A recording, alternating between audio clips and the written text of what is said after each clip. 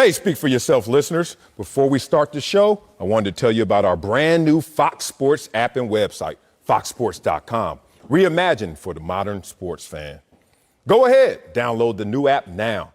You don't even have to pause this episode. Every day on the new app and website, you'll see the top stories in sports, plus a rich world of written content, videos, social media, and analytics to give you a 360-degree view of the most important stories of the day. Streaming live TV has never been so easy or elegant. Every Fox Sports game, including all pregame and postgame shows, are just one click away.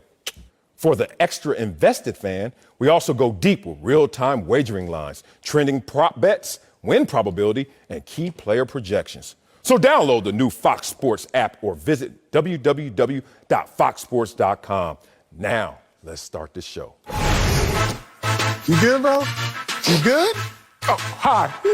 Welcome to Speak for Yourself. Why you bring this up today? 21 years ago, I still feel the pain like it happened yesterday. Marcelo Swally over here crying, Emmanuel Acho smiling because I'm crying. You okay? I laugh at your pain. You laugh at my pain? Yeah, you should. You were like 6 years old when it happened. Shut up. Let's get it started right now. Let's do a show in Tampa with the Bucs. They'll be making their first playoff appearance since 2007 when they face Washington on the road tomorrow. Tom Brady will be playing in his NFL record 42nd playoff game, but his first as a Buc. While Bruce Arians has a 1-2 postseason record as a head coach on his resume. So, Acho, who's under more pressure tomorrow? Bruce Arians or Tom the GOAT Brady? This is an easy one. I appreciate this warm-up show question that you just threw me. Tom Brady's clearly under more pressure. I got 3 reasons why, and every reason has a layer. He's under more pressure because he's accomplished more. Tom Brady's under more pressure because Tom Brady has more to lose. And lastly, he's under more pressure because he is the face of the Bucs operation. When you think about Bruce Arians, Marcellus, the first thing that comes to mind, at least for me, Kango. No. Oh. But the off-the-field things that he has done. For example, Bruce Arians overcome a cancer scare. Bruce Arians, as far as a forthright leader in women's rights, and because remember the assistant coach? This is one of the first things you think about Bruce Arians? I think about not risk it, the biscuit, and all that? But my brother played for BA. Oh, you know. So I know behind the scenes. I know like every Friday he lets family and friends come to practice. Every coach does, but go ahead. Not mine. Okay, and your old coach, Chip Kelly, we had no families in practice. You ain't lying. Okay, we was by ourselves. So when you think about BA, you're like, okay, he went to the playoffs as a head coach 3 times, but he's lost twice. I don't think about the accolades. Oh. When I think about Tom Brady, I get you. all I think about is the accolades. Like when you think about Tom Brady, yeah, you sprinkle in there that he's married to Giselle, which for anybody else would be like a huge ordeal. That is not a sprinkle. That's a huge. Yes, more sprinkles. If I'm married to Giselle, that's all you talking about. Hell yeah. Giselle. My name is Giselle then. If I'm married to Giselle, I change my first name. And Mrs. Giselle. Yes. But when it's Tom Brady, no, you think about the fact of 9 Super Bowl appearances, 6 Super Bowl wins. He has more, therefore he has more to lose. When I think about Tom Brady, he got more on the line. That's why Tom Brady's under more pressure tomorrow. I'm listening. The other reason Tom Brady's under more pressure tomorrow is because Tom Brady, he's just done a lot more. They're kind of intertwined. Yeah, he got more to lose, but he's just done a lot more. It's a little bit of the same, but the reason I say it's different is because I got a full screen for you. See, I borrow from you at times, then at times I just straight steal. Okay, same thing. Yesterday you had a great full screen. You compared a player to the rest of an entire roster. I said, ooh, that was good, Marcellus. So I'm going to borrow it. Thank you. How about Tom Brady compared to the rest of the Bucs roster as far as their playoff experience? Look at this. Tom Brady has 41 playoff games, the rest of the Bucs roster. 69. Tom Brady, 30 playoff wins, the rest of the Bucs roster. 39. Tom Brady, 13 conference appearances, the rest of the Bucs roster. 15. I'm not going to read it for y'all. Y'all college or high school educated. Y'all can read it. GED. Y'all can read the rest for yourself. But when I think about it, bro, you brought Tom Brady here for this moment. That's a cliffhanger for my next lap. But just know, Tom Brady's under more pressure because he has more to lose. I love a Friday take from Acho. You know, as Coach used to say, get your mind out the parking lot. You have 1 foot out the door already because it's the weekend. I get it. Because that take was, your first and second layer was the same. You just wanted to talk longer. And then your third layer is my full screen that I used yesterday, Big Ben versus the Browns. Now you're going to use the intra instead of enter where it has its most impact. I digress. It's on Bruce Arians. Stop this, Acho. I'll give you one line and one line only. Please. pressure is always on you to make it versus the made man. Think about it. To make it is more pressure. We've been in this position before. You ain't got to think that hard. Let's go back to when we were in college. And everybody was like, Acho, you killing it at Texas, even though y'all record, sorry. Acho a beast. Acho go get drafted, right?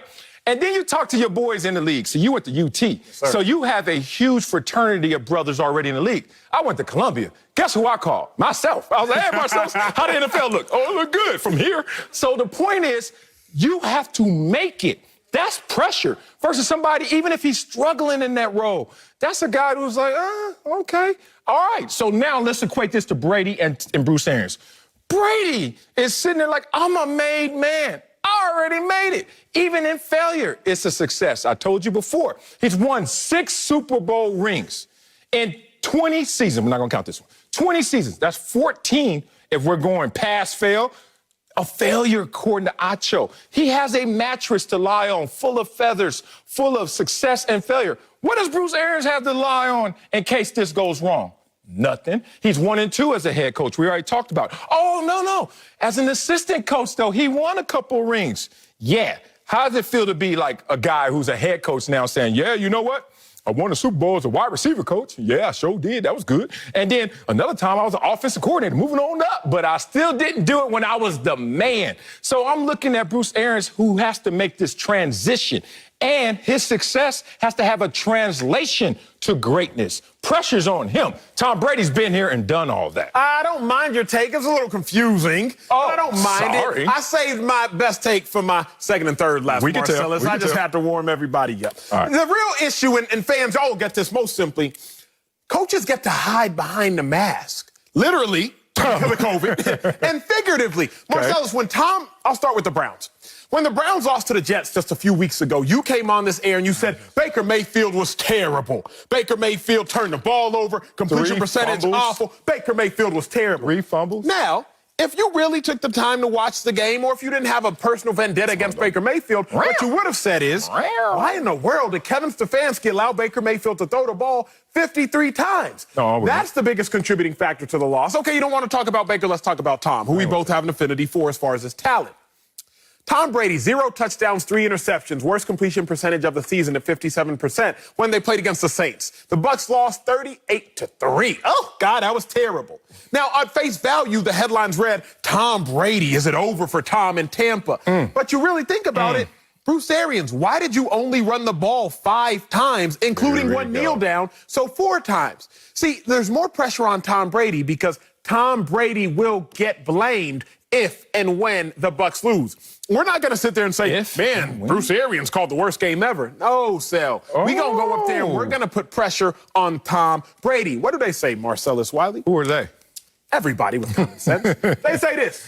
To whom much is given, much is required. I like that. To whom much is given, much is required. Tom Brady has been given more, $50 million contract. Tom Brady has been given more. You get to call the plays. You hand-select the plays, Bruce Arians said. Tom Brady has been given more. He hand-selected the players, Antonio Brown, Rob Gronkowski. To whom much is given, much is required. That's in football, that's in life. Tom Brady's been given more is required of him, more pressure. He's been given more, and he's given more than any other player who's ever put on the cleats at the NFL level. I'm going to say this again, because I don't think you really appreciate this. Say it. He's the most decorated NFL player ever. Guess what that means? Equity. Guess what that means? Even if my house fluctuates in value, it's still worth more than yours, bruh. Bruce Arians, worth more than yours. You need to get on up. Get your value up. As Too Short said one time, when you talk about money, buy you some. How can you buy you some money? That was a deep line right there. Here's the thing. You blaming Kevin Stefanski in games. Come on, you do too many pass attempts. You put Baker in harm's way. Baker lost that game in fumbling. That wasn't pass attempts that lost that game. I digress. Let's talk about this situation and look at what Tom Brady is looking at. If Tom Brady performs well and they lose, who's the pressure on? Who are they going to blame? They're not going to blame Tom Brady. If he balls out and they still lose this game, you know why? Because there's a difference between performance and outcome. Yes, sir. Yes, thank you. Talk about that. We talk about that. Tom Brady will be saved by his performance. But Bruce Arians will only be saved by the outcome. And so far as a head coach, the outcomes for Bruce Arians have not been as successful as Tom Brady. Is that true? So guess what? If you're Bruce Arians, you're sitting there like, I at least got to close the gap between me being a guy with a GOAT on his roster and a GOAT roster I have to close the gap because everyone's going to know. Wait a minute, Tom Brady wins Super Bowls. Oh, when he had Bill Belichick. Oh, Tom Brady now loses a playoff game because of Bruce Arians. Maybe Bruce Arians should be a little more buttoned up. Maybe Tom Brady should have stayed in New England and helped that situation. All of that is going to put pressure on Bruce Arians, who knows he has a gap to close. I'm not going to let you steal my take and get away with it. What's that? And he would have got away with it, too, if it wasn't for those mangy kids. Shout out Scooby-Doo. I love Scooby-Doo. I'm the one who says we judge by outcome, not action. I didn't say that. Marcellus says performance versus outcome, and Emmanuel bites it. All you did was change a word, performance. Oh, my God, Webster, I'm sorry. I didn't know I stole all your words. Here's my point, because what you said was very wise because you took it from me. You're exactly right. It actually doesn't matter, if I'll be honest. You said it right, but you quantified it incorrectly. It doesn't matter what Tom Brady does if they lose. Don't think it does. Don't think if Tom Brady throws 3 touchdowns to 1 pick, they come out here and lose 27-24, that we're not going to come up here and question Tom Brady losing to Washington. Don't think for 1 second we're going to give him a pass. If he balls and they lose, they're going to look at everyone else. That's how the game goes. Balling is subjective. So that's the disconnection. No, we on the same subject. Balling is what you mean subjective? Balling is subjective. Because you said, I'm not going to go there. I'm not going to tangent. Yeah, don't do it. Don't do it. I'm not going to tangent. But I'm going to say this. If Tom Brady loses, it does not matter what happens. If Tom Brady loses to Alex Smith. We're doing that? It's done. We're not doing that. It's done. That's the way the media works. If Tom Brady loses, it's done. But I'm going to say this because I'm not going to get lost in the sauce right here like you want me to. I'm not going to get lost in the sauce. Tom Brady got here for this moment. Tom Brady was brought to the Bucs for tomorrow. Okay. Tom Brady wasn't brought to the Bucs for September 13th to January 3rd. That was Bruce Arians' job. Bruce Arians resurrected the Cardinals from anonymity to wild card and playoff losses. So when Bruce Arians was hired by the Bucs, hey, can you resurrect us from anonymity to the playoffs? Bruce Arians, just do that. Get us to the playoffs. Tom Brady was brought to the Buccaneers for what you do when you get to the playoffs. Tom Brady wasn't brought to the Bucs just to get there. Tom Brady was brought to the Bucs for tomorrow. Tom Brady's season starts now. Bruce Arians' season, Marcellus, was them first 17 weeks, including a bye week. That was Bruce Arians' season. That's what we needed you for, because Bruce Arians has only shown that he can take teams to playoffs as a head coach. He ain't shown that he can really win there. Tom Brady has shown he can win there. We always get to the same place different way. Like, I'm always going to take the boulevard, you take the streets. And I'll sometimes take the back alley. I ain't scared. Here's the thing. You look at this Bruce Arians playoff resume. I'm going to add right now, as you don't listen to me, prepare to give me Bruce Arians' playoff resume, because I'm about to give you Tom Brady's. Please. Tom Brady's first all-time with 30 postseason wins. First all-time postseason yards, passing yards. First all-time passing touchdowns. First all-time postseason completions. Oh, my God, he has more. First all-time with Super Bowl wins. Okay, that's playoff success for Tom Brady. You tell me what Bruce Arians is, because that's going to be the difference. If Tom Brady does what Tom Brady does in these moments, which is show up and perform, then they're going to say, if y'all don't advance, if you don't win, it's not because of Tom Brady.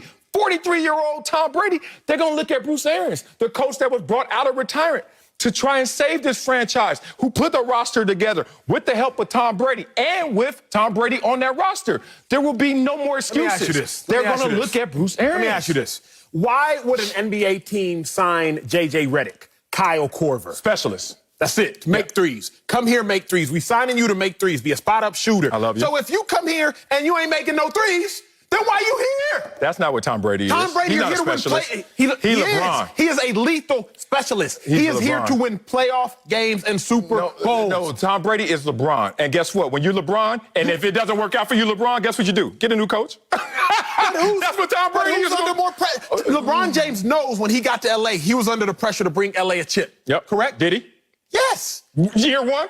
He won them guys a chip. This is year one for Brady. Year one for LeBron. Did he do it? No. LeBron hurt. What happened? If Tom Brady was hurt, this would be a different conversation. I love you. If Tom Brady you could just answer my question. We can move forward. No, your question is biased. Oh, what happened year one? LeBron got hurt.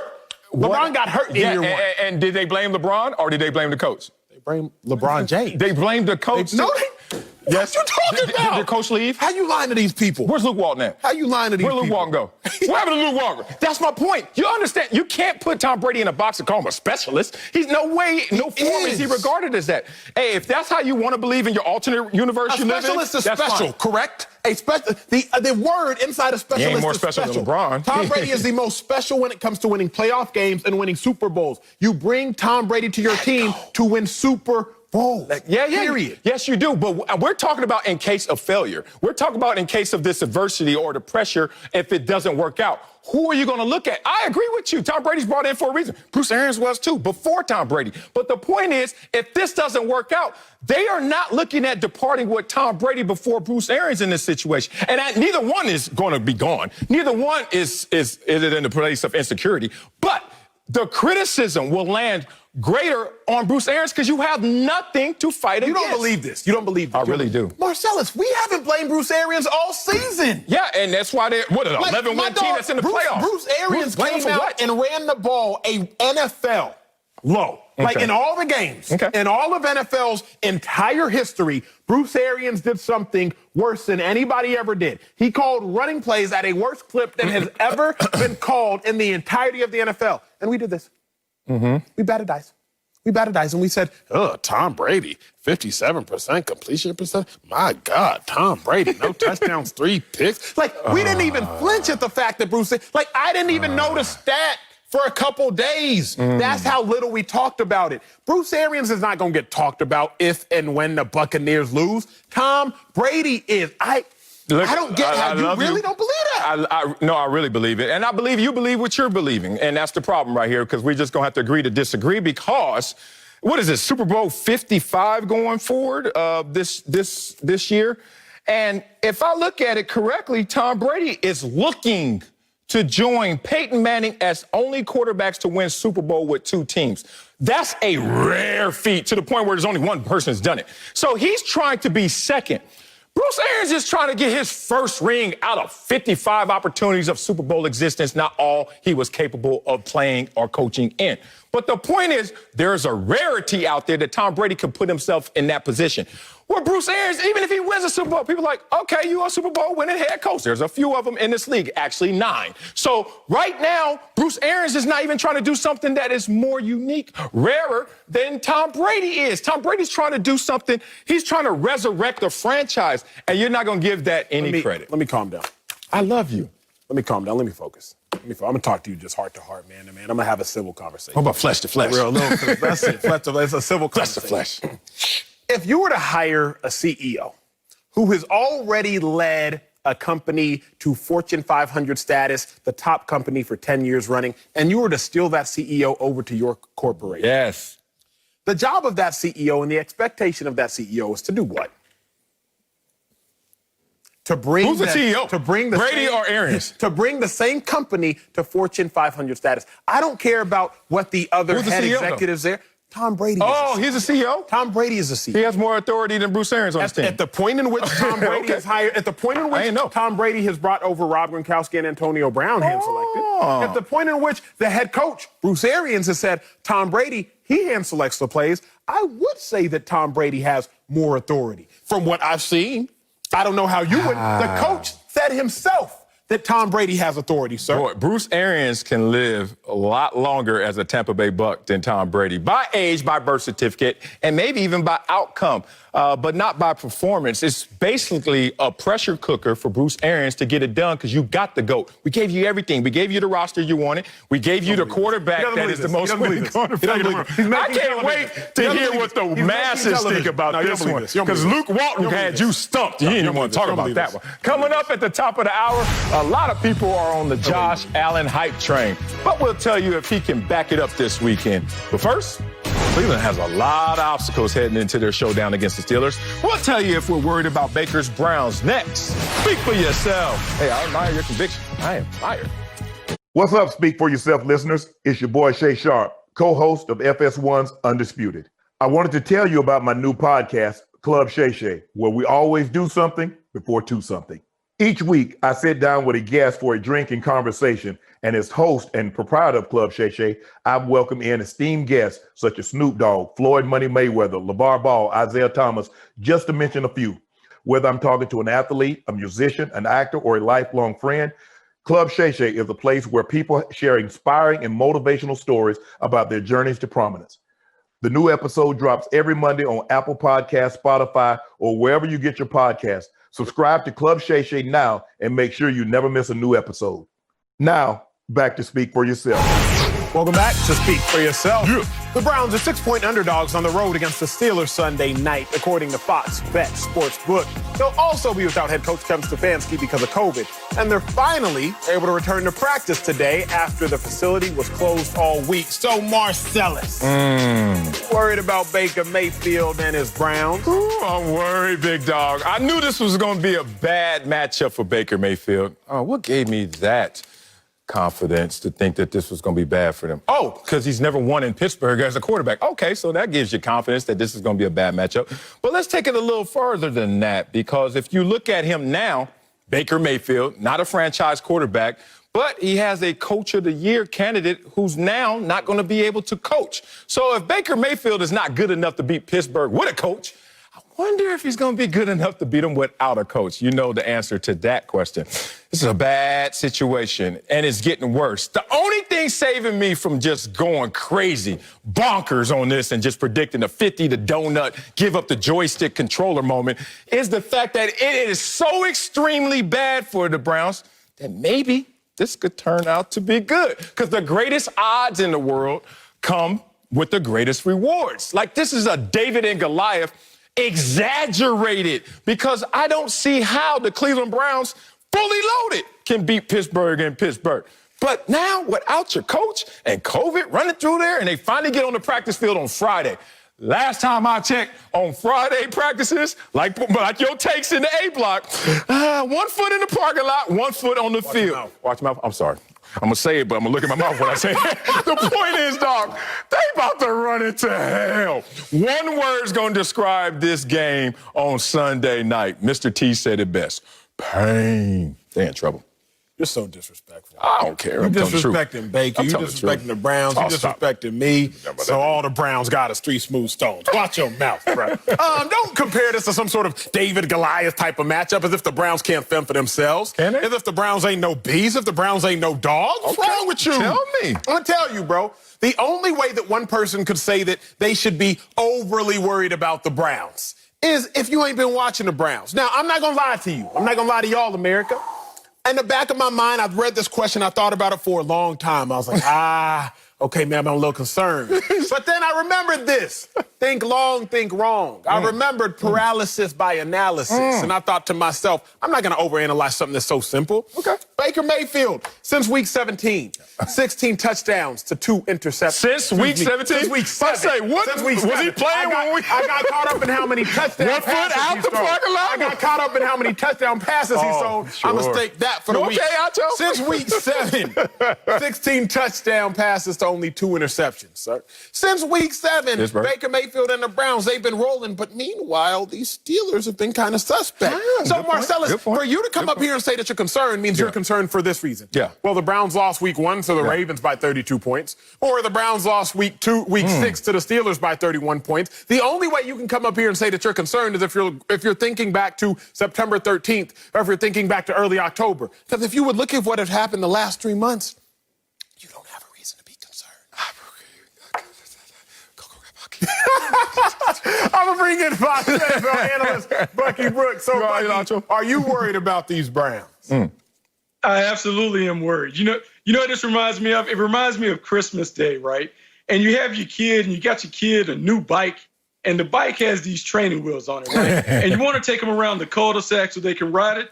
Well, that's what the Browns have done with Baker Mayfield and the Browns all year. Kevin Stefanski has put together a system that it won't teeter too much. Baker can ride it and feel like he's driving the offense. But if he goes off the rail, the wheel is there to kind of keep him propped up and elevated.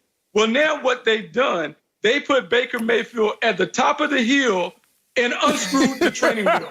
They basically said, you know what? Here's what we're going to do. We're going to put you at the hill. I'm going to just push you down the hill, and I'm going to let you figure it out. Because you don't have Kevin Stefanski, the head coach. You don't have Joe Bitonio, one of the offensive guards, who's one of the best in the biz. You have a new play caller, and Alex Van Pelt. And oh, by the way, we may give you 1 day of practice time to get right to play in the playoffs against the Pittsburgh Steelers, someone who owns you in their house. Yeah, I'm worried. I'm very concerned. I'm fearful of how Baker Mayfield is going to come out of this matchup. You all, gosh, I don't get why y'all are so stuck in the past. Like, You stuck at week 7? If you're looking at the Browns, you got a top 10 rushing offense, a top 10 rushing defense, top 10 in turnover margin. Every category in which you look at that qualifies a team for being a quality team, a good team, the Browns fall in that category. They one of 3 teams, Saints, Ravens, and the Browns, that are top 10 in the categories that we all use across the NFL that say you are a good football team. Baker Mayfield, 16 touchdown passes, 2 interceptions. Myles Garrett, defensive end, just selected to the All-Pro, top 2 defensive end in the game. So you have an elite rusher, you have a quarterback that can protect the football, you have an elite rushing game, and y'all are sitting here saying, we're worried. So why exactly are you worried? Because I've just given you every reason that should cancel out any possible and plausible concern. Dog, let me tell you this. Because he's without. It's just that simple. Like, he wasn't enough with everything fully loaded. And now he's without it, as Bucky would say, the training wheels at the top of the hill. It ain't going to end well. Get the hydrogen peroxide out, bro. He about to feel it. And I'm telling you why. Let's use this example of Kevin Stefanski, the running game, whatever you want to say is the engine of this team. And Baker Mayfield's just the tires, just on the ride with him. That's how it goes. It's okay. I'm not mad at Baker Mayfield for being a game manager plus all the way to maybe the potential of being a franchise quarterback. But he's not there just yet. So I'm going to give you some comps. I'm going to give you a full screen. And the best comps are specific. You know why? You got a 5,000 square foot house, Acho. I don't want you coming up to me with 10,000 square foot comps, because that ain't your house, big dog. And don't just say, well, I'm just going to double whatever mine is. That ain't how it works. Be specific. So look at this. Baker Mayfield with and without Kevin Stefanski. I wonder if he's a better winner. More wins. Nah, that win percentage ain't better.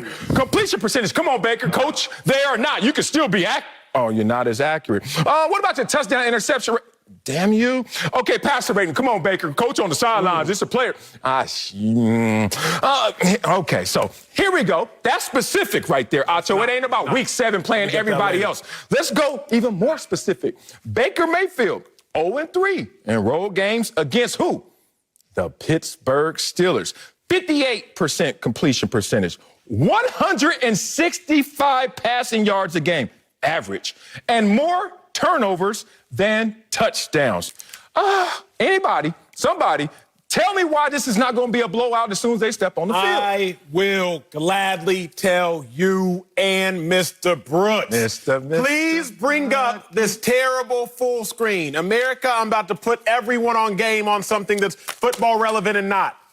I hate full screens that show selection bias. I hate statistics and studies that show selection bias. What is selection bias? What you talking about, Willis? It is a distortion in a measure of association due to foregoing relevant information. What? Do I need to say that again? Yeah, you do. We didn't catch that. It's a distortion in a measure of association due to foregoing information. So what did you just do, Marcellus? Just put up stats. You came up here with a full screen of Kevin Stefanski with Baker Mayfield without Kevin Stefanski. You also forgot to add that Baker Mayfield was a year older with Kevin Stefanski. You forgot to include that Baker Mayfield and the It's an assumption that you should make. No. As the years go on, you get older. I thought everybody knew that. My bad. University of Texas. You're showing me a statistic that is completely irrelevant, because Baker Mayfield's success this year, I'm not just going to exclusively put that on Kevin Stefanski. Okay. Well, you know what, Acho? Next time I will put Baker Mayfield's birthday at the bottom as a footnote, just so everybody knows.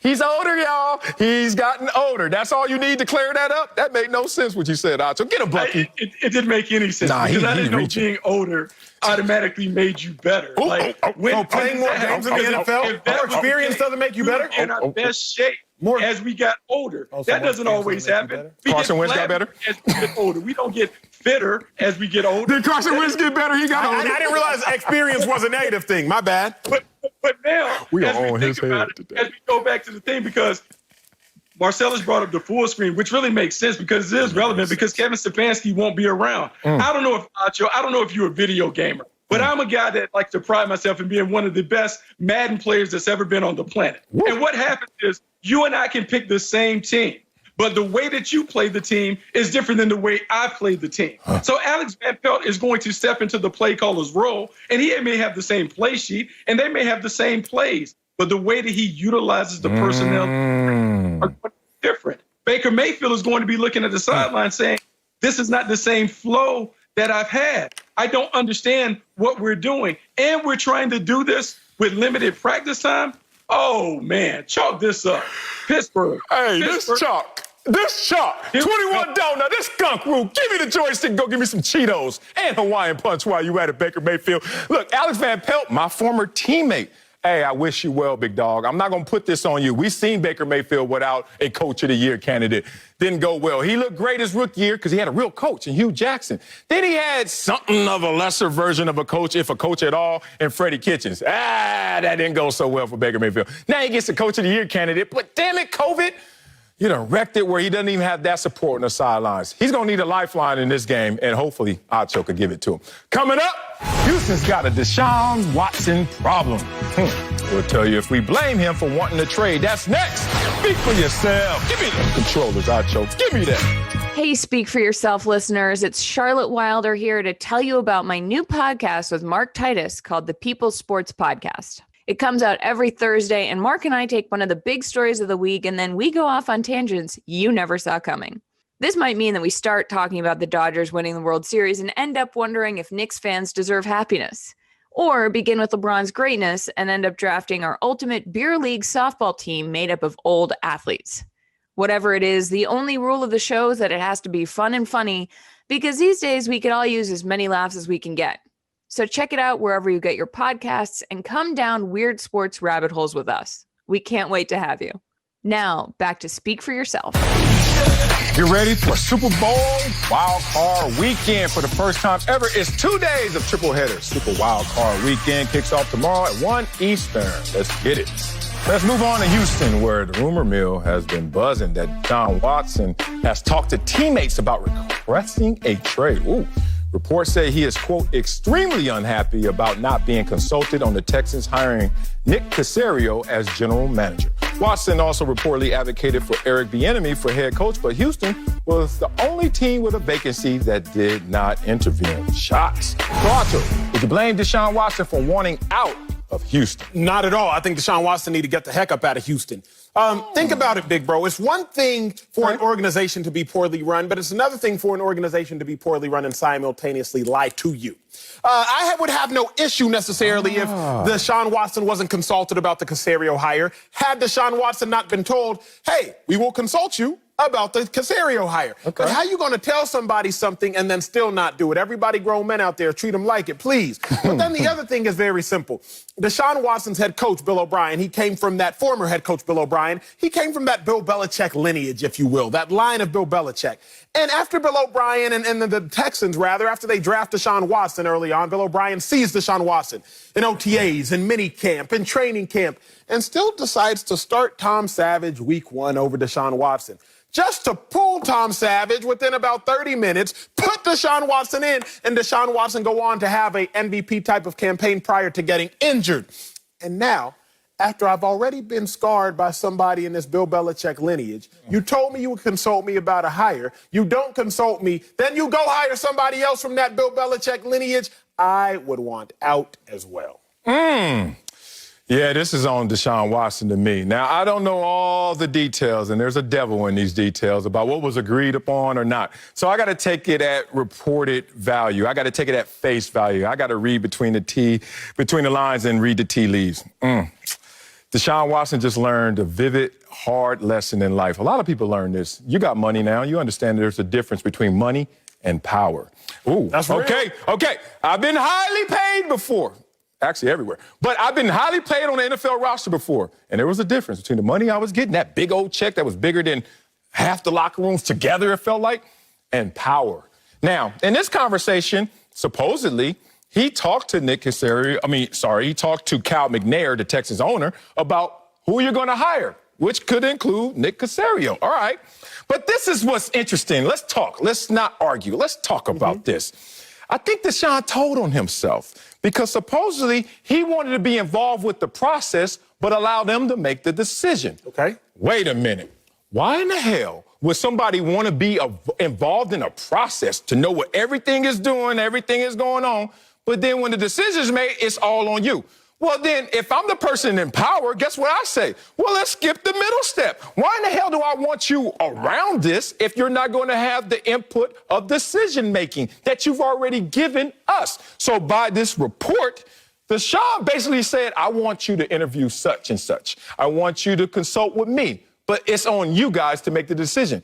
Deshaun, money and power, two different things. If you really wanted to flex, you should have said, I want to sign off on the hire, if you got that type of power. But you don't. So you even cut yourself short in that conversation, or at least by this report. So I need some explanations of why someone wants to know everything, but then at the end, they can't do anything. To me, either you want to be the water cooler, hey, I got the scoop, the nosy dude in the locker room, or else something is not adding up in this report or what his conversation was with Cal McNair. I think that Deshaun Watson, he knows the lengths to which he can go. Let's be real. And well, let's be real two times. I'm going to start like this. Okay. It's in the best interest of the Texans management and ownership to consult Deshaun Watson for every decision. Because who actually is the most integral part of an NFL team's success? The quarterback. Yeah, on the field. So even if your quarterback is a 25-year-old who might not look like you, our society tells us we really shouldn't listen to younger people. Like, we don't really defer often to younger people. You don't know as much as me. You ain't even been here as long. But this younger person, 25-year-old Deshaun Watson, he is the most indicative of the Texans' success. So it actually makes no sense to not consult him. But I'm going to take it one step further. I'm going to take it one step further. Marcellus, you know this, bro. You've been in these locker rooms. Deshaun Watson, he doesn't have the full authority or autonomy to say, hey, hire this person. Now, you may have vetoing power, but you don't necessarily have hiring power. You just recently exchanged co-hosts. I said exchange, but exchange. I said he just exchanged. I downsized. Got younger. You just recently exchanged co-hosts. You weren't finna come up here and be like, hey, y'all better hire Acho. Now, you might have had a little bit of say-so. It was the opposite. Don't hire Acho, and look what that got me. You might have had a little bit of say-so. You might have had a little bit of influence, but you weren't exclusively making the decisions because there are people that are higher up than you. But it behooves everybody to say, hey, Sal, make sure you like who comes in here next. I love your example because I was a part of the consultation committee, I guess. Thank you, Marcellus. But guess what? I thank you for choosing me. You think I chose you? Not every vote went in your favor, damn it. But the point is, I never asked to be on that committee. I was thankful I was, but I also never suggested to bring whatever names to me. Guess what? Deshaun, it sounds like you suggested that they should bring the names to you. That's the difference between me and Deshaun in this position of whatever power level I have. The other point that is really damning on Deshaun is I didn't catch feelings when it was Emmanuel Acho. I wouldn't have caught feelings, whoever it is. I love you, dog. I would never want to replace you. If you leave, I'm leaving too. But I'm going to come back the next day. But you can leave. But the point is, we attached at the hip right now. But I wouldn't be hurt. And I want to say some other ways of saying hurt other than that. But I wouldn't be offended. I wouldn't want to say, I'm leaving Fox. I'm leaving Speak for Yourself because of Acho not being a part of what I knew as a consultant on this committee. That's where Deshaun loses me. He loses me because he wants to be half pregnant. You can't be half pregnant with this power. You can't say, keep me involved, run it by me. I'm going to run it to the locker room. But then I don't want to make the decision because I can't make the decision. Because you can't. There's a difference. I don't see the difference in power. But you know the difference. We don't have to see it, but we know it. Deshaun Watson can't sign. He can't make the decision of hiring a head coach. He can't make the decision of hiring a GM, but he definitely has influence in the decision. Influence for what? Influence how? Let me tell you why he doesn't have influence. This is what Cal McNair may have told him or certainly is thinking. I don't know which one. Depends on their relationship. Hey, Deshaun, we love you to death. All these numbers. You had a career year this year. How many wins? 4. Okay, so all your greatness doesn't necessarily translate. Okay, forget it. It ain't just about this year. You've been here 4 years, Deshaun. How many times have we been to playoffs? Twice in 4 years, half the time. You know, before you got here, the 2 years before you got here, we went to the playoffs both of those years. That was a better win percentage, playoff success, playoff appearance rate than with you right now. All I'm saying is, in any negotiation, please respect the counter. And I don't think Deshaun understands the counter that's coming at him. But now let's go to Deshaun selfishly. Let's leave the micro and let's leave the macro and go to the micro if we shall. Okay. If you're Deshaun Watson, let's throw up the full screen as I talk. If you're Deshaun Watson and you're first in the NFL in passing yards, you're first in the NFL in yards per attempt, you're second in the NFL in passer rating, you're third in the NFL in completion percentage. So if you're Deshaun Watson and you realize, wait a second, individually I'm this good, and we still sorry, then I should have a big influence on what's going down because you all, Houston, Texas organization, are out here influencing people like Marcellus's take. Because Marcellus is coming out here saying, look, Deshaun, what you're doing isn't correlating to wins. Not just you, Sal. We got other analysts out here who said Deshaun's not a top 10 quarterback. His numbers clearly say he's top 10. I ain't going there. His numbers clearly say he's top 5. So how can an educated person say he's not top 10? Multiple people will argue for that. Simple, because it's not correlating to wins. So if you're Deshaun Watson and you realize, wait a second, the narrative of my legacy is being severely impacted because we're not winning. Although I'm a top 5 player, my team is a bottom 5, bottom 6 team, then you better come out here and give me some help because now selfishly, if Deshaun can be selfish for a sliver of a second, y'all ruining my perception, y'all are ruining my legacy because of how sorry we are. A lot of this is circling around feelings. And in money has no feelings. Power. Perception dictates money, though. He already got his money, and he's going to get more money. He got his money despite not necessarily winning like a Patrick Mahomes. Patrick Mahomes got his money because he was winning and all that, and perception and reality. Deshaun, you haven't been winning the same level, but you damn near got a lot of the same amount of money. Here's the thing. I'm going to beat up this. I love negotiations because I'm the one that walks in without the ego. Despite having a tremendous resume, I know I'm not in here to just dictate terms. Y'all going to have some pushback on me. Deshaun, here's the pushback. You've won 29 games in your 4 years there in Houston. Guess what they won in the 4 years before you got there, Deshaun? And I'm going to give you the quarterback names. Brock Osweiler, was he any good? Hello. Brian Hoyer. Yup. Ryan Fitzpatrick. That's my dog. But Matt Schaub. How many? Those 4 quarterbacks won 29 games and had 2 playoff appearances. You, Deshaun Watson, have 29 wins and 2 playoff appearances. Where's the difference? What mirror are we looking through? Looking in to see a huge difference. So I'm not mad at Deshaun Watson as a player. I'm not mad at Deshaun Watson in terms of compensation.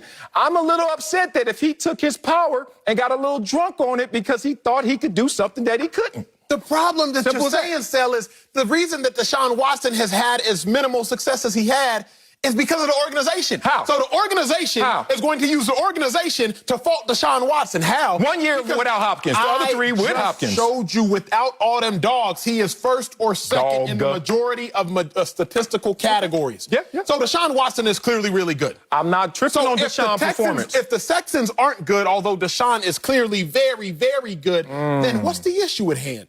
The Texans are the issue. Who's the next most powerful person outside of quarterback? I'd probably say the head coach.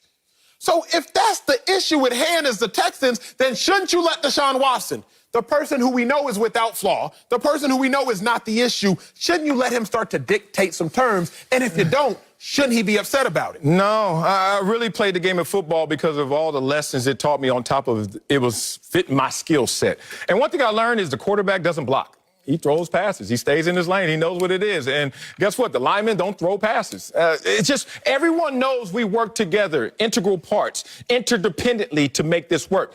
Deshaun, you walked into a room maybe you weren't qualified to be in. Maybe you thought you were. Maybe you heard something that you didn't. I would love clarity on the issue, but the point is when they show you through their actions, that speaks louder than the words. And their actions are vividly, you need to learn the difference between money and power. Like Scarface the movie and Scarface the rapper both profess. This is a situation, we haven't even talked about Nick Caserio. And Deshaun said it, or at least the report said, he's not even mad at the hire. You can't be mad at the hire. Nick Caserio was director of player personnel. You can? Last 8 years, director of player personnel for the Patriots. What have the Patriots done in the last 8 years? Oh, won 3 Super Bowls. Right, I'm glad you went there. He walked into a corner. It's there. I'm out. Because because the Patriots have had success, don't mean everybody in part of the Patriots organization is successful. Of course. Marcellus, Bill Belichick, the coach, is phenomenal. We know that. Bill Belichick, the GM, suspect. We also know that. Why do we know that? Patriots haven't drafted a Pro Bowler since 2013 at a position outside of punter. They had a punter that made the Pro Bowl this year. Oh, we're going to talent argument. I didn't know that. I'm not going to talent argument. You I'm going just to position did. argument. Punters step on the field 8 times a game. Other players step on the field 80 times a game. That's the difference. I'm going a useful argument. You said Pro Bowl, though. Pro Bowler. He has not drafted a Pro Bowler since 2013. And how has that worked out for the teams that have drafted Pro Bowlers? Any better than the Patriots? Just because the Patriots are successful doesn't mean everybody a part of the Patriots are successful. I knew you was going to go just like Deshaun. Since you're successful doesn't mean it's translating. So guess what? Your money is separate from your power. But just because you're not, because Deshaun Watson is successful means he should be looking for other people that can contribute as much as he can. If you bring it in Caserio, what have you done? Don't tell me what Tom Brady did. Don't tell me what Bill Belichick did. Don't tell me what Dante Hightower did or Patrick Chung did. What did you do to contribute to this team's success? Because without Tom Brady, Patriots don't look all that. So you just gave me statistics about the Patriots these last couple of years. Was it Caserio really doing that? Or was it Belichick and Brady? Or was it just Brady? Right, and that's why I'm glad Deshaun didn't direct this at him. But I'm also trying to paint the picture. Let's not slight the guy. He has a resume, whether you want to believe in the resume or not. He was a part of a resume. Hey, well, whatever you want to say. I was a part of going to Columbia University. I didn't make this academic rank top 3 in the world. But guess what? You ain't going to sit here and say I'm a dummy because I was with that system. I was a part of that university. Here's another thing I want to say. I don't think Deshaun Watson is saying exactly what he feels. You took to Twitter. This is a report, not exactly his words. I will reserve judgment. But I do know if you want to say something, say it with your chest, big dog. Never be a part of a process that you can't make a decision in. What's the point of being a part of the process? That's the one thing you haven't answered. Deshaun hasn't been on record yet, and I'm going to wait for it. But be real, dog. Who in the hell, other than a nosy neighbor, wants to know what's going on but can't do nothing about it? Because you want to have influence, but there's a line in which it stops. Everybody got a jurisdiction, big dog. Yes. Again, if you were to stay in the locker room, if you were to be like, hey, man, I'm not coming on the show tomorrow, or I'm done with Speak for Yourself for the rest of the time, I better have some say-so in who gonna be there, because we dictate, we being me and who. So you want say-so? Dictates the successfulness of the show. Say-so. Say-so. How far do you want the say-so? To the point where you can put a vote in for that decision, correct? It might be yes 20%. Or no? Yes. Well, then Deshaun didn't even ask for that. But Deshaun asked for a percentage of say-so. Now, mind you, we don't know the perfect delineations. I agree with you. Deshaun didn't ask for that. He said, dog, read the article again. Every single word, syllable, letter. He says, I wanted to be a part of the process. I gave him a list of names, the consultation, everything. But I knew the decision was theirs to make. You know what that sounds like? Have pregnant words. It's like, I want to be there, but not be there for the influence, for the impact. That's my only issue, But there's a difference between want and ability. Just because I want to do something or Deshaun wants to do something doesn't mean he has authority to do that thing. So, yes, I want to do this. You may ask your children, hey, where y'all want to go on vacation? They may say, hey, Dad, we want to go to Bali. You know what? Bali hit a little different for these pocketbooks. Let's go to Cabo instead. Just because you want to do something doesn't mean you can fully dictate it. Yeah. Now, if your kids say, Dad, we want to go to Bali, and instead you mess around and take them to the Bahamas, they could be like, you know what? I'm upset about that. I'm not faulting your children. They know there's a power in which they cannot cross. That's all I'm saying about Deshaun. Yeah, it's crazy because my children got all my money. They got full power. Deshaun, you only got half of that. Calm down, bro. Coming up, the hype train is rolling in Buffalo. We'll tell you if we're confident Josh Allen can back it up. That's next. Speak for yourself. House rules, my house. No shoes on. Watch and Speak for Yourself. Marcel Swally, Emmanuel Acho over there. All right, let's go to my old stomping grounds. Let's go to Buffalo. Bills Mafia. All right, our Bills heading into the playoffs as the hottest team in the AFC, winning 9 out of the last 10 games. Josh Allen was just named the AFC Player of the Month and has emerged as a top MVP candidate. During the Bills' last 5 games, Allen has 17 total touchdowns. Bucky is back, but Acho, are you confident Josh Allen will back up the hype this weekend? Fellas, I'm not confident, but it has more to do with me than it does Josh Allen. Oh, now it got to do with me and my trust issues. It got to do with me and my skepticism. I look at the glass, I see it as half empty. I don't see it as half full. It has to do with me and my flaws. Admission. Not necessarily Josh Allen. Admission, that's the first step to change. I like now, it. What role does Josh Allen play? I've said this all week. Josh Allen this year, he's going into the playoffs. Over a stretch, he has 15 touchdowns, 2 interceptions. That is how he is entering this playoffs. He looks like the second best quarterback in the NFL. Some have argued he looks like the best over the last month and a half. Well, Last year, Josh Allen went into the playoffs, 15 touchdowns, 2 interceptions. That's how he ended the season. The exact same statistical fashion in which he's ended this season, although last year it took him a little bit longer than this year it has taken him. So with that being said, I've seen this movie before. I bought the T-shirt. I got some popcorn, extra butter, extra salt. I sat down comfortably and watched this Josh Allen movie with the great head coach. Josh Allen looked like he's on the rise, gets them to the playoffs. First half of the playoff game, he looked decent. 13 for 20. He went 183 total yards. I was like, okay, Josh Allen, you look all right. But then all hell broke loose. End of the game, 11 to 26, 173 total yards and a turnover, running backwards, throwing the ball to who knows who. Oh, my goodness. So the reason I'm not confident in it, and that's not to say I don't think it will happen. That's not to say I don't hope it will happen. That's not to say I don't think Josh Allen is capable. When you talk about my confidence has to lie in what I've seen previously. And in the past, I was shook. So I'm just not confident right now. Oh, I'm confident. Oh, am I confident, Bucky? I'm talking about this dude is about to light the world on fire. He's going to ball. Exercise those playoff demons, as Acho just talked about. This dude threw the ball backwards. I have not seen that in a professional football game. He literally spazzed on that playoff football field because it was just a premature celebration. He even said his mind was racing. He was going too fast. He wanted it so bad. He saw it. He was so close. And blah, we saw that. But, Acho, I think you led our audience astray when you said you've seen this movie before. You have seen this movie before? It's kind of strange. I don't know what kind of trailer you get, what kind of sneak peek you get, because last time I checked, Josh Allen became the first player in NFL history to have at least 4,500 passing yards, 35 touchdown passes, and 5 rushing touchdowns in a single season. So you've seen a movie that hasn't even been made yet until just now. Okay, that's fine. What about this movie? Have you seen this movie before? Let's talk about Josh Allen in comparison to some other greats.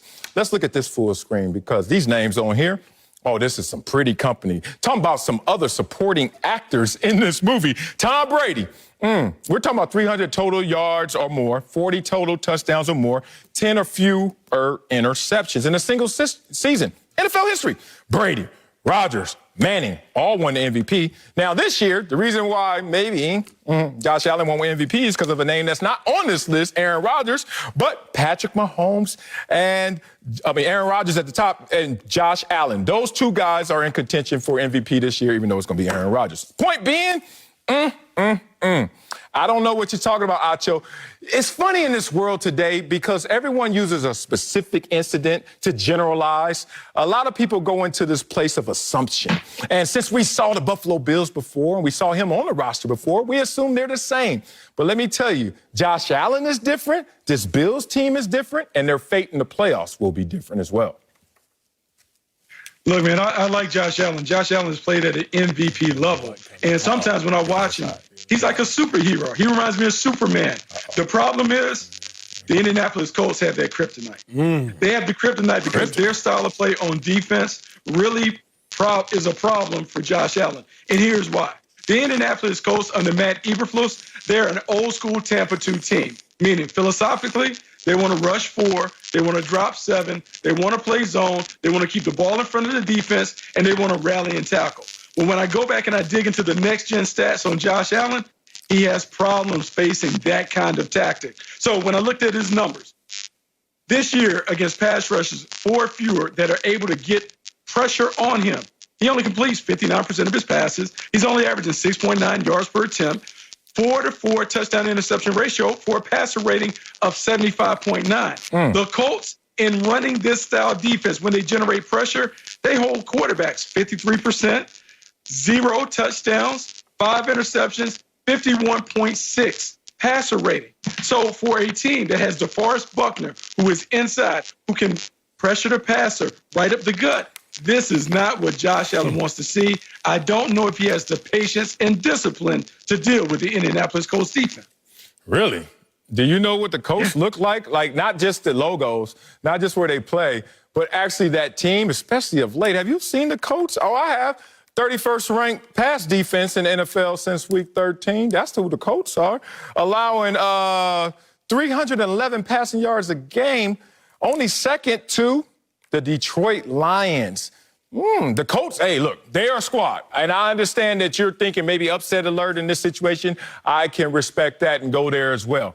But they are not Teflon. There is some kryptonite with this pass defense as well. So Josh Allen and the way that they're playing so hot going against a team, especially in the way that he gets to attack them through the air, playing so cold. It doesn't add up, Bucky, even though the Colts have been strong all year, not of late. But here's where I'm worried about, Marcellus, and here's where I'm concerned is Josh Allen and the Bills right now, they on a roll. They on a hot streak. You know that. 6 straight games, won by 10 in a row. Remember this? But, yeah. Remember the Titans. Culpepper. Culpepper. We need to remember the Titans. Dante Culpepper. Yeah. Who was first?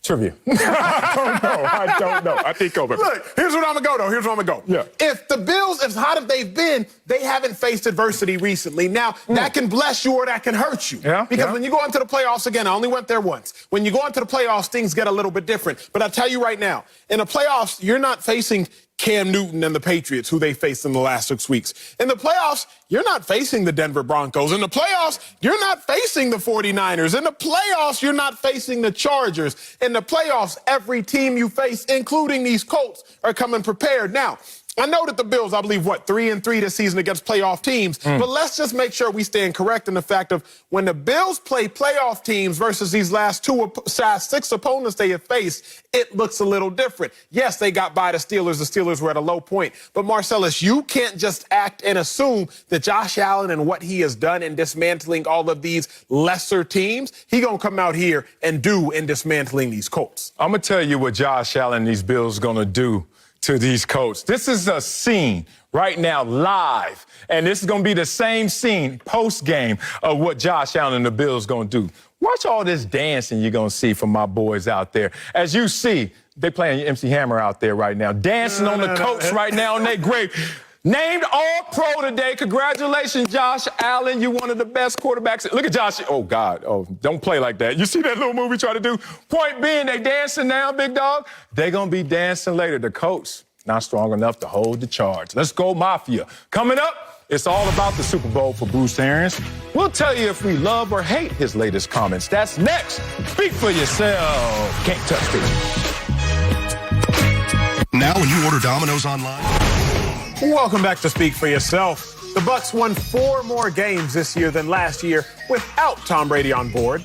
But they're also in the playoffs for the first time since 2007. But that ain't enough for head coach Bruce Arians. He recently said it was, quote, Super Bowl or bust for Tampa. I hear you, B.A. Then he doubled down on that statement yesterday. Y'all take a listen. See how far this goes. It won't be if we don't win this one. That's for sure. And really, it's not going to be if we don't put rings on our fingers, because once you're in the tournament, that's what you're playing for. And so we did enough to get here, and now it will not be satisfying unless we finish it. Bruce Arians got me ready to run through a wall. I could play for you, Bruce. As long as you choose to run. You still could out of us 3. I'll tell you that. Hey, Marcellus, you love and hate those comments from Bruce Arians. Bucky, good to have you back with us as always. In living color style. Hated it because this dude... Bruce Arians, stop. Okay, let me be real.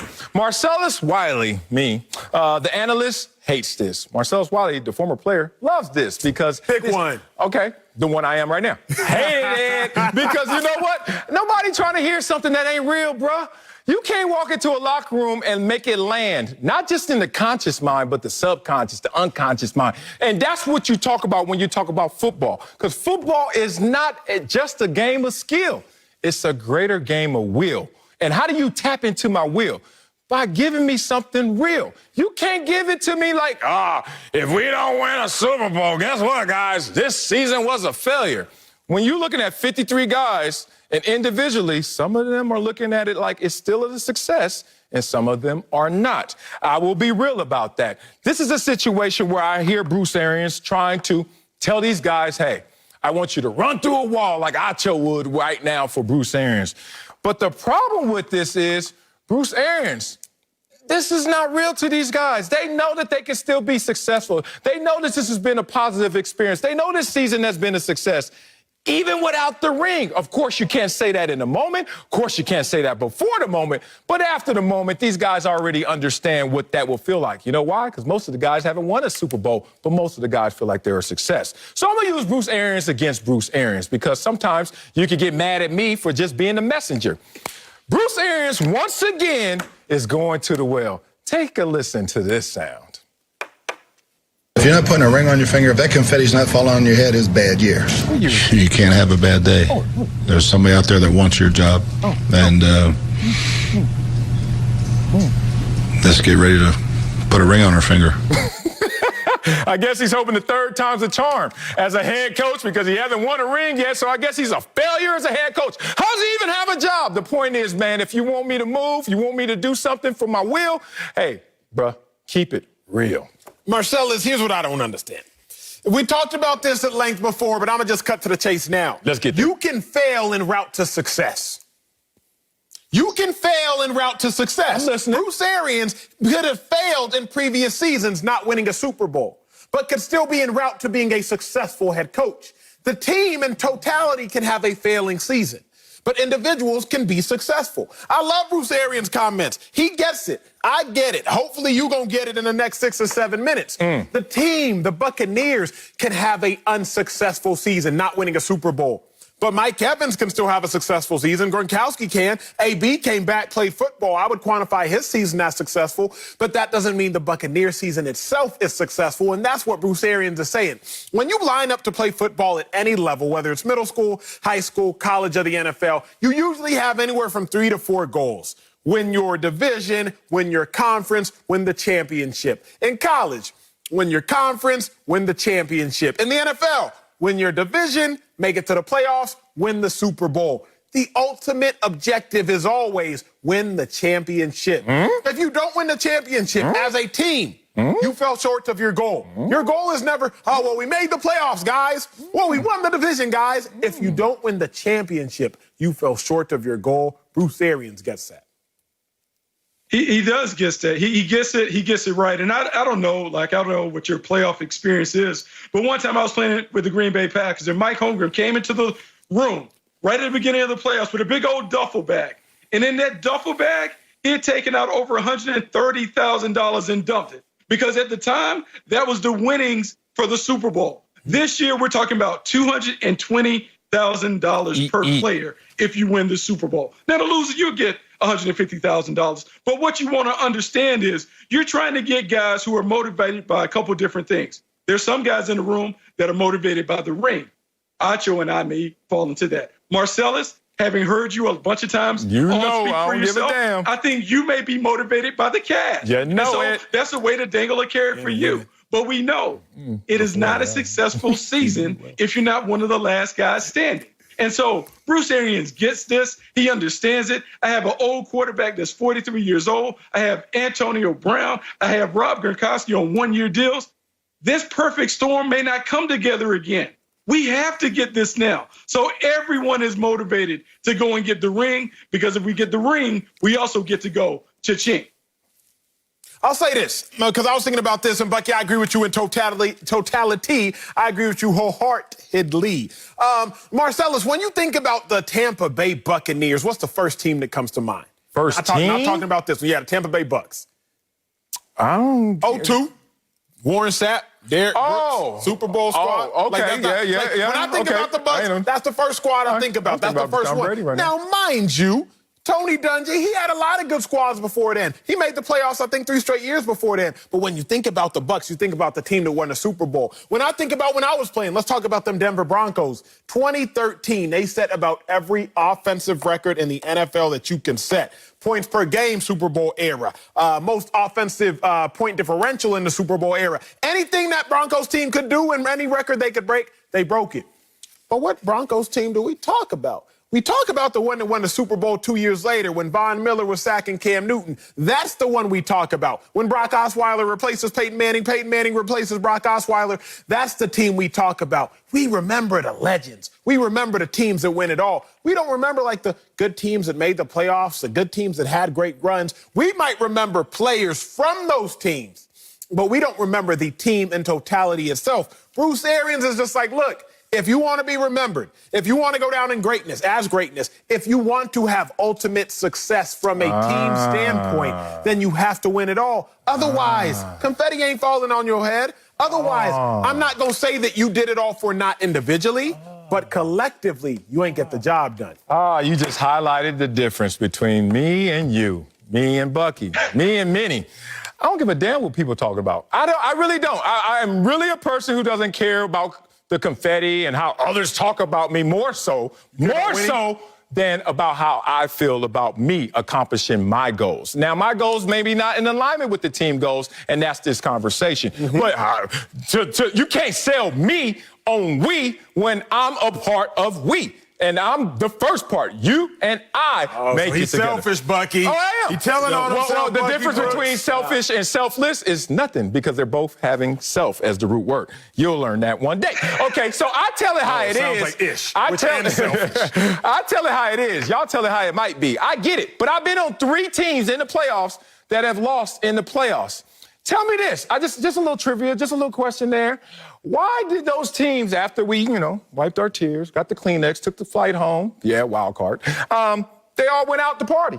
They all went out to hang. Oh, they had to drown themselves in their sorrows. Why did everybody move on and still look at that year as a successful year? I saw the Tennessee Titans last year lose AFC Championship game. Molly-whopped. And then everybody, including them, that was a successful year. But now I'm supposed to believe unless you get confetti, that's the only way that you are successful. I just overtly disagree with that in terms of process. I would love for you guys to try and educate me on this, but I'm probably older than everybody here. So Bucky, good luck with that one. Bucky, what I learned is, and this is why my mom used to say this, it's hard to educate somebody that's hard-headed.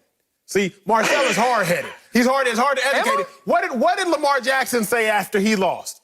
He wasn't sitting here celebrating. What did he say? What did he say? He wanted to win it all. My only goal is to win a championship. You skipped over what he said first. We took him lightly.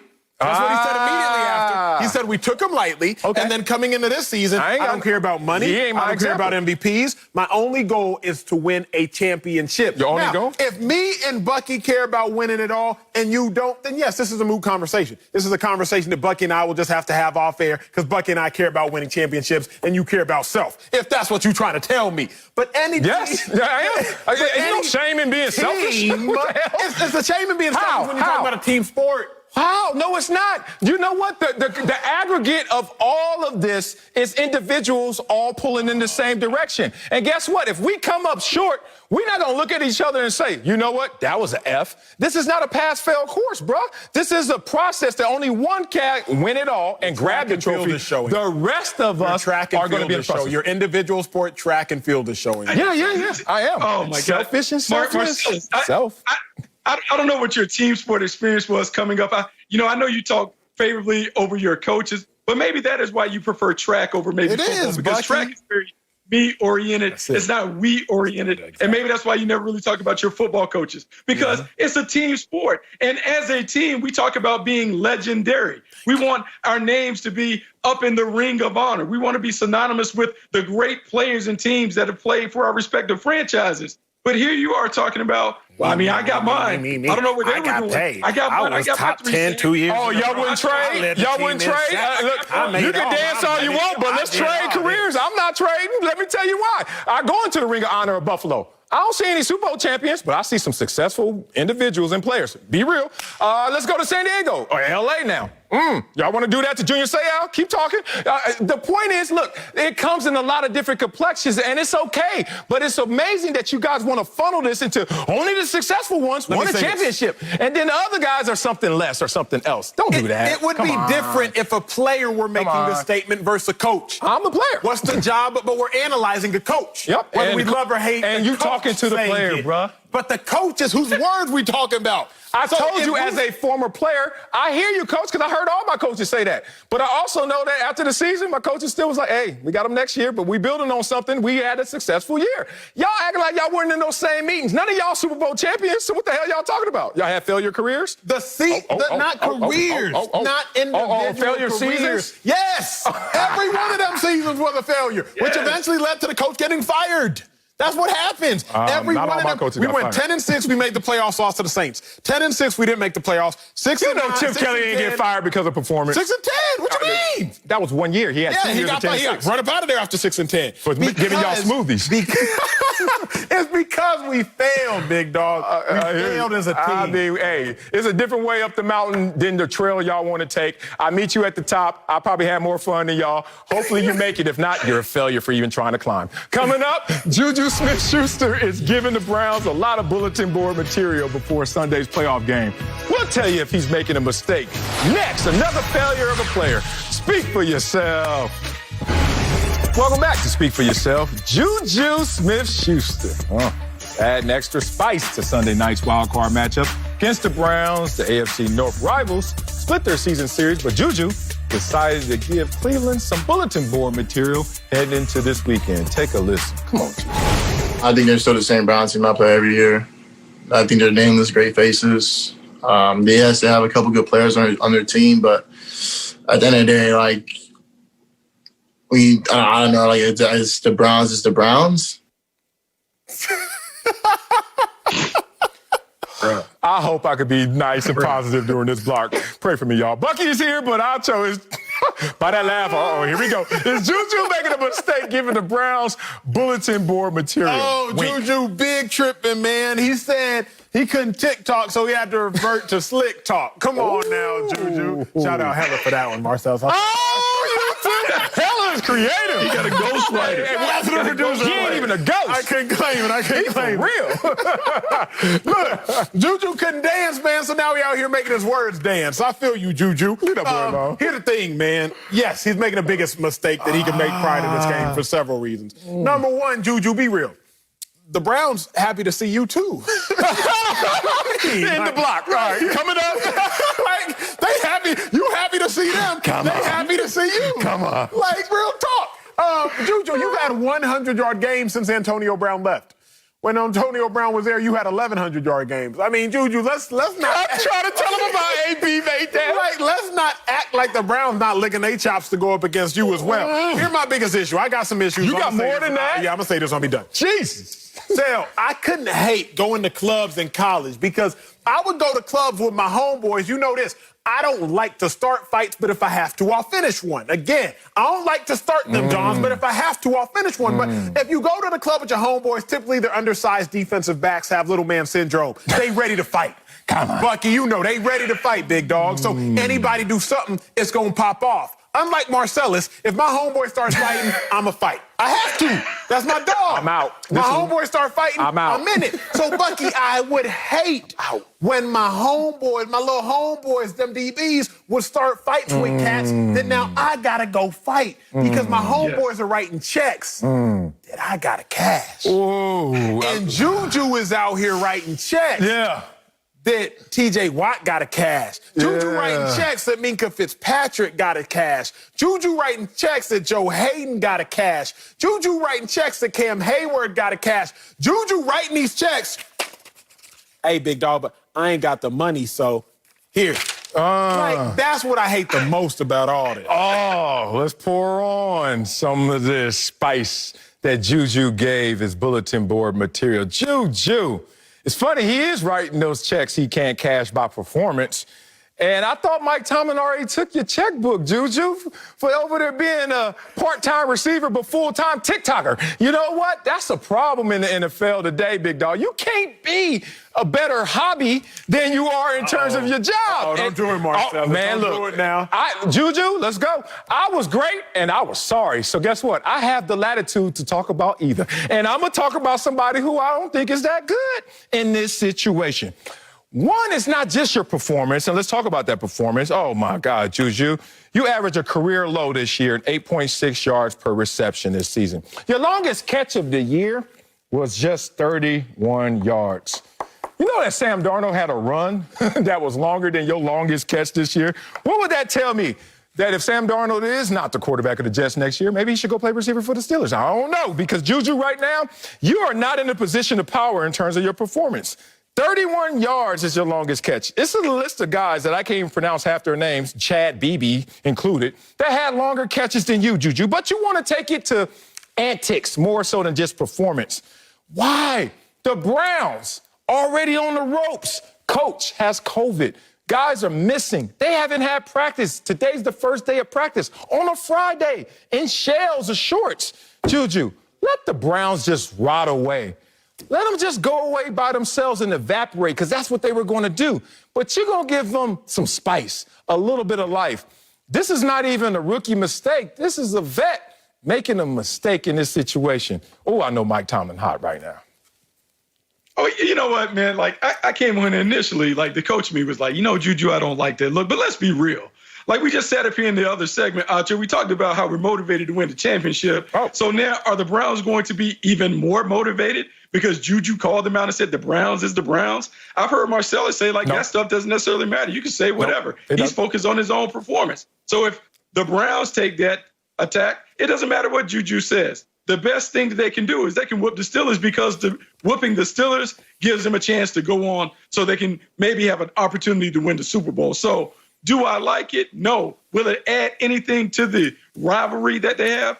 Not really. The Browns know they got to win. They know they got to get it done. He can talk and do all that. He can dance on logos. That stuff is fleeting. It's emotional, but it's temporary. At the end of the day, it comes down to execution. So I don't necessarily like him talking, but it doesn't factor into it. In fact, I kind of prefer when guys guarantee stuff. Guarantee it. Put it out there. Everyone thinks it. Why not say it? Be real. If he wants to be the star and the brand that he is, I think he's taking the right tack. Say it. The next time I say it with your chest, bro. But here's the problem. Here's the problem, Bucky, because now you on to something, and let's go there. Let's again. go. I don't like counting a man's pockets, but we can talk about the perception of what may happen. JuJu's going to be a free agent when this is all said and done. Must I remind everyone here? And so it's not a matter of JuJu's words giving the Browns motivation. What it's a matter of is, in the event the Steelers do happen to lose, it's now going to go back to being blamed on JuJu. See, sometimes things actually dictate action, and sometimes they're just bad coincidences.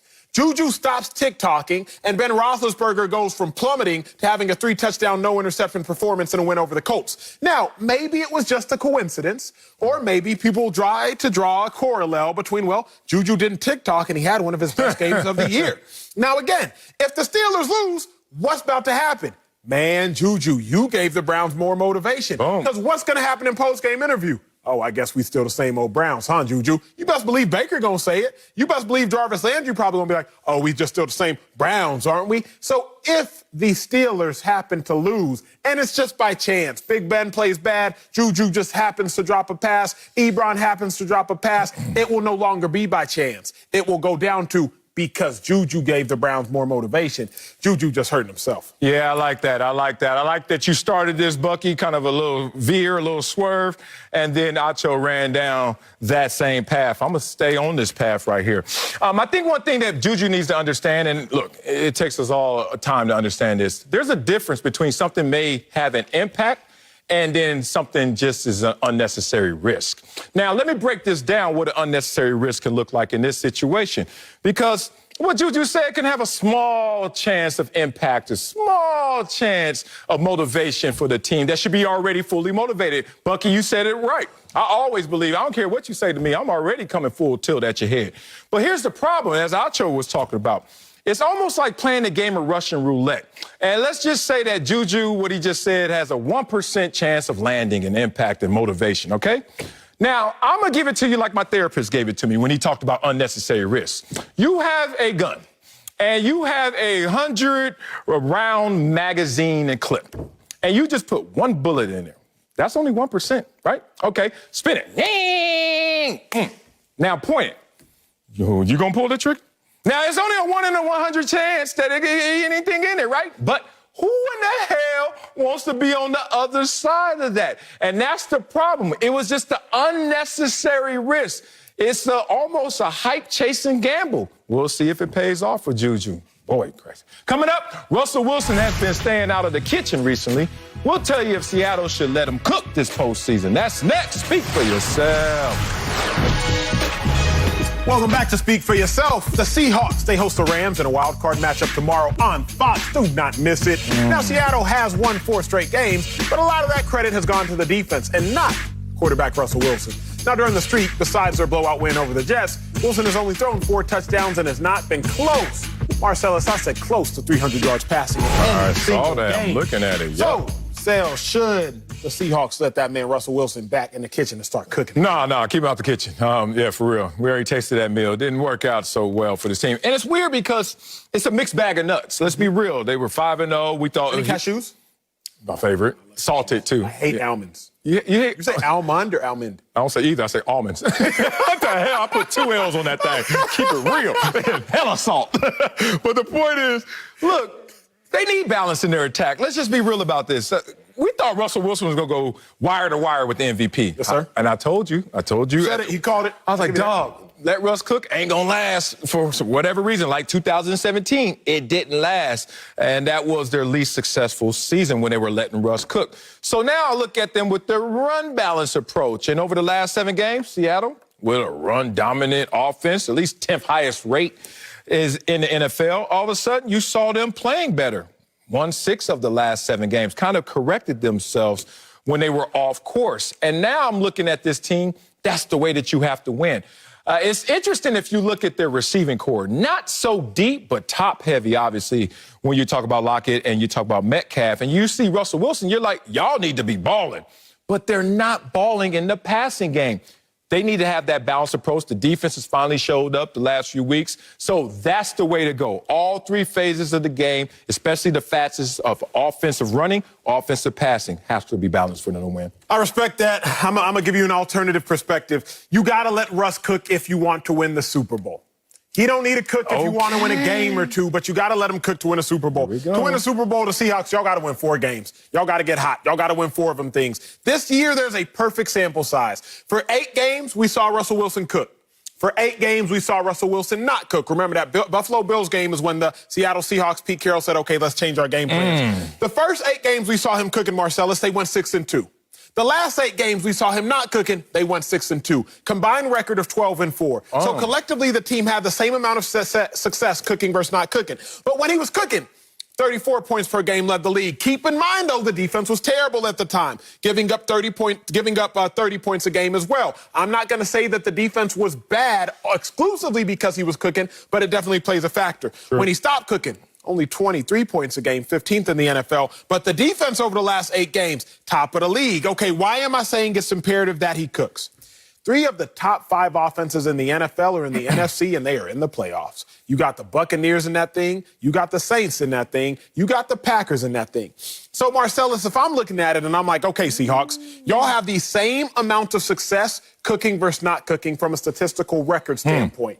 Then who and what face do I want to bring forth to the table to beat these firepower offenses? Because my 23 points a game, they're not going to beat the Saints averaging 29. My 23 points a game, they're not going to beat MVP Aaron Rodgers. My 23 points a game, I don't think that's going to match up very well against Tom Brady and these Buccaneers. So for that reason, I say he got to cook. Man, I love the full screen. I could really marry the full screen if it had one more layer. You did the smart thing. You divided the season in halves and talk about cooking and not cooking. But I told you comps have to be specific. Let's talk about this team when you're talking about letting Russ cook. Listen to this. The Seahawks are 7-1 this year when Wilson throws for less than 250 passing yards. Wait a minute. Okay, so when he doesn't cook, we have our highest win percentage. So it's not just balance of season, half and half. It's about looking into those numbers. You see DK Metcalf, you see Lockett, Tyler Lockett, you see Russell Wilson. But then I remember the same effect was happening with the Lakers a couple years where Kobe, it was a certain scoring range he had to stay in. Too many shot attempts, too many points.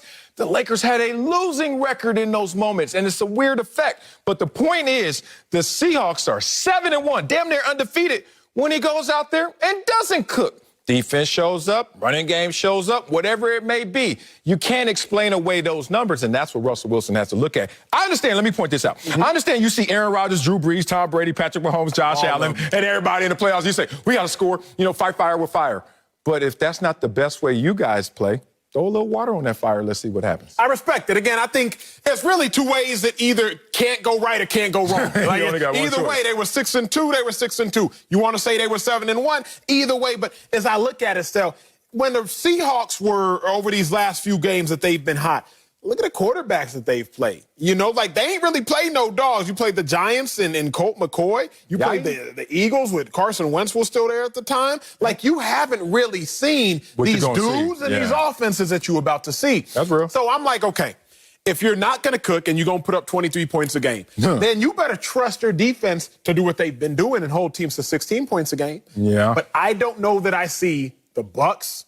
I don't know that I see the Saints, the Packers being held to under 20. And I'll say it like this. You can't hit a home run trying to bunt. Can't hit a home run trying to hit a single. You can only hit a home run trying to hit a home run. Now, you might strike out. I'm about to say. You might.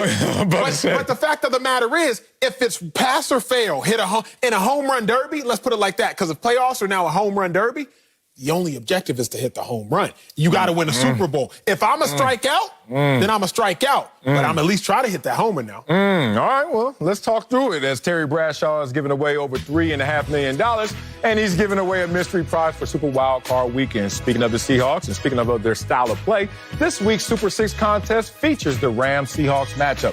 One of the questions is, which team will have the most rushing yards and by how many? Acho, what do you think? I'm going to say that the Rams will have more rushing yards, and I'm going to say they'll have 35 more rushing yards. I'm going to say 97. If they have a chance with Jared Goff and the issue with his thumb, they have to run the ball, and they have to run it well. Make sure that you tune in to the Fox NFL pregame show before the Rams-Seahawks game tomorrow to find out what the mystery prize is and enter the Super 6 contest for your chance to win. Coming up, the Saints are one of the teams that are expected to win this weekend, but we'll tell you which team is most likely to be upset. That's next. Speak for yourself. Now when you order Welcome back to Speak for Yourself. NFL Super Wild Card Weekend starts tomorrow. The Bucs are favored by 7.5 over Washington, and the Bills are favored by 6.5 over the Colts. While on Sunday, the Saints are favored by 10 over the Bears, according to Fox Bet Sportsbook. So, Acho, which team is most likely to be upset this weekend? So I hate to be the bearer of bad news, but it's your Buffalo Bills, big dog. You and Josh Allen, he was dancing. You didn't like that? You didn't like the team? If I look at it, man. But when you're talking upset, you have to look for a reason that a team might be upset, right? Like, you're the favorite for a reason. True. So when I'm talking about reasons a team might be upset, the same thing that can help you is that same thing that can hurt you. I like it. And for me, it's the fact that the Bills just haven't faced much adversity recently. And the playoffs are built, predicated. They exist because of and for adversity. I think about the Bills since week 12 this season. They've been leading for 257 minutes, trailing for 27 minutes. They don't even know what it feels like to be behind, like straight up and down. Now, I'm not going to knock a team for being good. That's dumb. But what I am going to do is point out the fact of, wait a second, they haven't been around when ish has hit the fan, if you will. I see like it. They haven't for the last 12 weeks. Like, they don't really know how they're going to respond because they haven't had to. Kudos to them. But it's like the person who hasn't really had to go through much adversity in life. Great, good for you, I'm happy for you. But how will you respond when you have to? Because I promise you right now, these Colts are going to come ready to play. Bills will face adversity. Surely they will be able to respond, you would think, you would hope. But in the event they don't, I smell upset. Can't argue with that, except you were talking about my kids. They haven't dealt with adversity in life, how they respond. I don't give a damn. They're going to be rich and spoiled. I don't give a damn what they do. As long as they don't act like that girl was like, enough. Did you see that? Bro, straight up. Who raised her? I had to call Gail King. Oh, okay. That's the homie. Because I had to call her. Because I was just like, how did you let this 22-year-old sit here and say, enough, Gail? Enough. Oh, my God. I swear, if a little Wiley, that's a little Wiley about to be doing that, huh? No. That's a combination of entertainment, raising your kid, and bad parenting. That's what that was. Let me say this. Let's keep talking. I got the Saints on this one, but I'm listening.